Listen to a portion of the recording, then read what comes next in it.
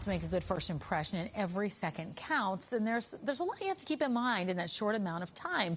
So joining us this afternoon with her tips on how to make a good impression in just 30 seconds is psychotherapist Dr. Robi Ludwig. Welcome back to the show. Nice to see you. Thank you for having me. Yeah, well, 30 seconds this isn't a lot, but you know, our brains do that though. Even if we don't want to, I think that happens. So what do you do and why? It's protective, really. We are designed to survive. Okay. And so this is something that we learned really early on. So up to 3 years old, or at 3 years old, is when people can discern who's comfortable, who's not. Oh, wow. Okay. And so we don't have to think about what's dangerous in the world and what's not. And so that's why we have that 30-second timeline. We just do kind of a scan. So what do you do? How do you, if you only have 30 seconds on your end to make a good first impression, where do you begin?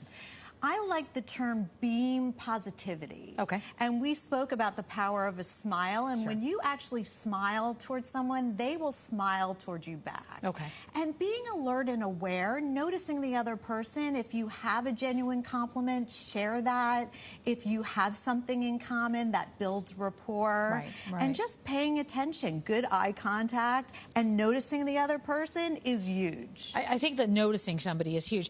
You talk about giving a compliment. How do you know if the person's genuine? Because I think you've just met them and you're thinking, how do they know that about me? How do you know if somebody's genuine? Yeah, I mean, I would say if something sounds cliche, that it may not be right. But if it's really specific to you and something that you've done and you feel good about it, it usually is genuine. All right, well, that's a good thing. All right, so let's say the other person kind of got the wrong impression of you. You know, you were late, you said something weird during an interview, a first date. How do you take back that 30 seconds? First of all, you can apologize and say, I'm truly sorry. If it's a work situation, you can say, this is what I really feel I have to offer you.